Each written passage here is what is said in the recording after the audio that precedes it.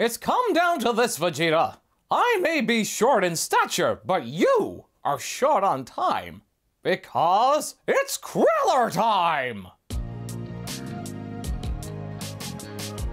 Hey guys, Masako X here. Now, normally these kinds of stories are quite prone to being taken out of hand with the idea I don't think anybody wants to go up against somebody who is vastly overpowered through making the Saiyan pudding. No.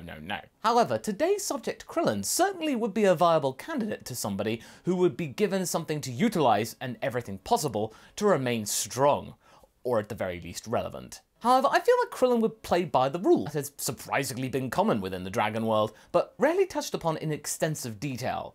What might happen if Krillin became a Saiyan, and how would he deal with many opportunities to prove himself where it ultimately spluttered to a halt before it really began? And he even then got Solar Flare times 100, which went very little distance in the Tournament of Power. Now with the chance to find a new power, purely by chance, Krillin has had to adjust Master Roshi that he didn't take the easy way out just the best Goku and still values Earth, his homeworld, above all else when it comes to fending off bad guys. Now free of the curse of Uzaru with his tail removed, Krillin can now really focus on being the best ally for Goku and pals. In the last part, Krillin had to take the lead before Goku would show up on Namek, and despite Gohan wanting to be trained up together, and feels that he has to go and help. When Bulma wasn't paying attention, he sneaks out of the base and flies in the direction of the battle. The battle is fierce, intense even. Krillin had briefly flashed into Kaioken times 3 to scare Vegeta into submission, but the Saiyan really didn't notice. So, it seems like he couldn't really sense energy the way Krillin could. Krillin, unlike Goku, chose to use Kaioken times 3 again, and go all out from the start, to which Vegeta has no answer. His power level was 24,000 or so, and much like with his battle with Zarbon, he was on the back foot, but refused to accept this.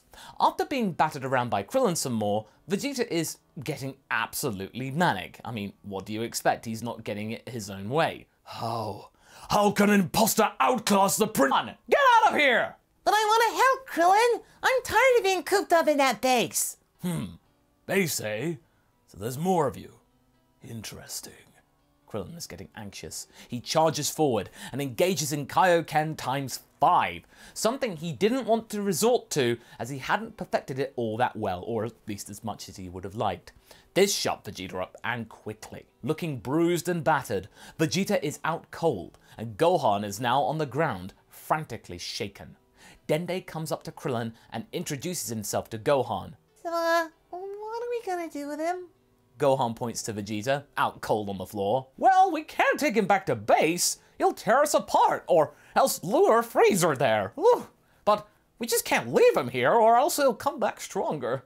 I don't want that. But then Krillin twinges with pain, Kaioken times 5 taking a lot more out of him than he would have liked. It's a good thing he brought Senzu Beans with him. While they're trying to decide on what to do, Zarbon's scouter spots that Vegeta's power has gone down considerably. So much so that it seemed like he was out cold.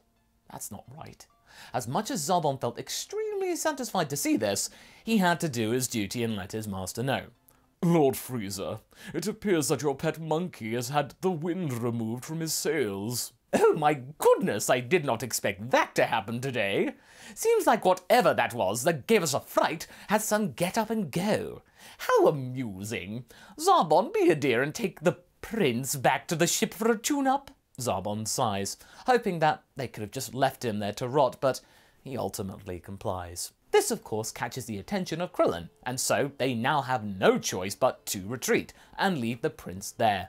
So long as he didn't know where they were going, which direction it was, they were, for now, still safe. With that, Vegeta is left on the ground and then subsequently taken back to Frieza's ship for recovery.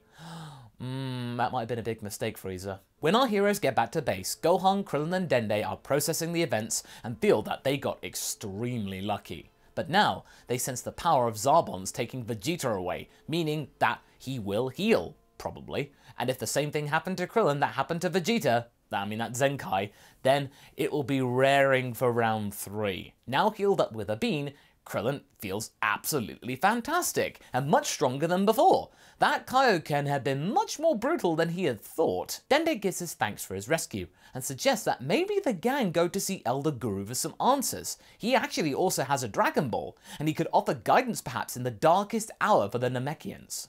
Krillin agrees to this, that this is a good idea as any, and hey, free Dragon Ball. They could be the fly in Frieza's ointment. Gohan asks to go with him, expecting the answer no, but is met with a yes.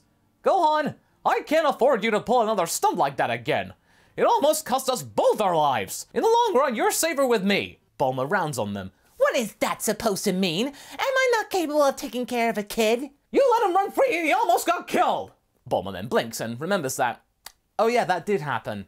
Oh, okay, just go. She then decides to busy herself with some other pretend science stuff. Meanwhile, Vegeta is taken back to the ship and recovers in the medical tank. He can feel his body getting stronger and stronger. Perhaps a fake Saiyan gave him a blessing in disguise. Sure, he was an absolute abomination, something that shouldn't exist and should be erased from this mortal coil, but he could prove very useful in terms of training and ultimately taking down Frieza. With 2 Saiyans getting the boost of Zenkai in quick succession, the gains would be incredible. Maybe he should pay a visit again. If he doesn't agree, then hey, he's gonna be destroyed, as well as that runt. When he feels that he is ready to come out, he is summoned to Zarbon's quarters for a dressing down before then reporting to Frieza. The green-haired minion looks to Vegeta in his office and sighs. Let's get things straight, Vegeta. I don't like you, and you probably don't like me even more. Yes, that's accurate, but go on. Yes. Right now, I am in charge of this mission, not you. You were lucky that Frieza humored you and let you gallivant off to play with another monkey. But I call the shots from now on. You answer only to me. Understood? Ah, pulling rank are we, Zarbon? Overlord Frieza even. He wouldn't like to hear you were getting too big for your boots now. He won't find out so long as I am around. That's quite right.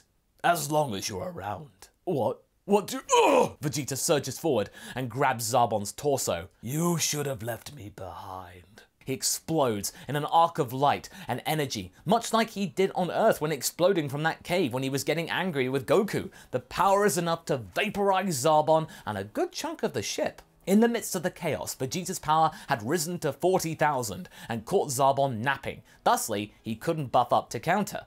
He rushes to Frieza's quarters to find the Dragon Balls, or whatever they gathered, in there, and does his thing of tossing them out the window. There aren't all the Dragon Balls, but there are some. Frieza wasn't there actually, already finding other Dragon Balls. If I can't get the wish, then I'm sure as hell I'm gonna make sure that you don't, Frieza. And so Vegeta flies off in pursuit of the balls that he had tossed. Krillin and Gohan can sense the chaos too, but are glad that it is not them involved, and that Vegeta's power hadn't risen too much. Krillin could still counter if Kaioken times 4 could be relied on. Dende assures them that the things that Guru can possibly teach them are remarkable, and sure enough, they arrive. Nail presents himself and is surprised to see Dende here, but then is saddened at the news of the loss of his village. I can only express sorrow for your loss, young one. Allow me to help you and your friends. Nail! Bring them in. I wish to see them for myself. Guru then takes in the kind auras of Krillin and Gohan, sensing their amiable nature and honorable intentions. You, he points to Krillin. You seem different to the other Saiyan present. Might you explain why this is? Well, it's because, He used the Dragon Balls on our planet to become a Saiyan, mister. Go on, Oh, so you have Dragon Balls on your planet too. Fascinating. I guess Namekians still exist amongst the stars, but I digress. How may I be of service? They point to the Dragon Ball up top, and note that they wish to bring their friends back. Guru allows them to take it, and then offers them something else, the chance to unlock their hidden potential.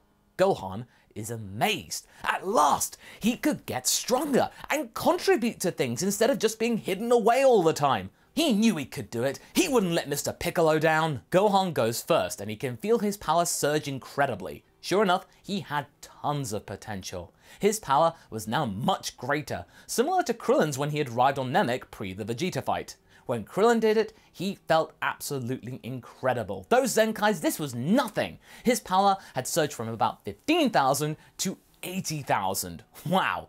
Krillin knew he could take on Vegeta without needing Kaioken, but first, they need to actually get more Dragon Balls and save their friends. This should give you a fighting chance. But before I go, Dende, come up to me.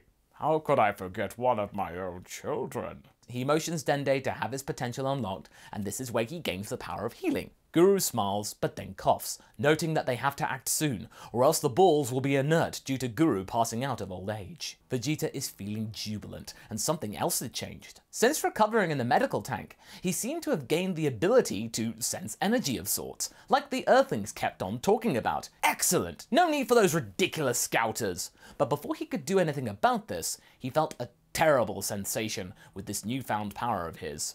5 beings were approaching the planet, and they were in formation. Oh, there's no mistaking that presence. Even if he didn't know the specific energy signatures of each member, the fact that it was 5 of them, and it was really intense and scary, it made it clear. The Ginyu Force were coming. How were they arriving so quickly?